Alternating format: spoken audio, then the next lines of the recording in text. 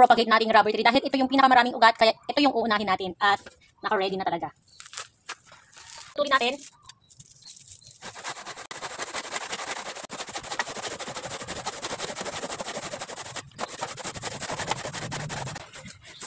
Ayan, natanggal din. Yung mga ugat mga kabsat. Ayan. Tatanim mga kabsat sa harap ng aming bahay. At ayun yung aming bahay. Doon.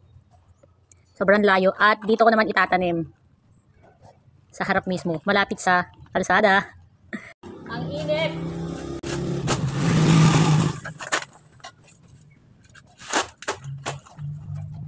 Ala, sumikit na yung mga ugat. Ayan na yung mga ugat, oh. Grabe.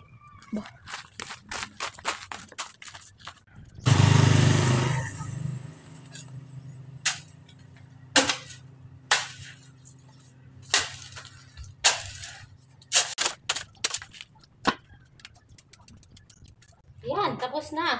At diligan natin.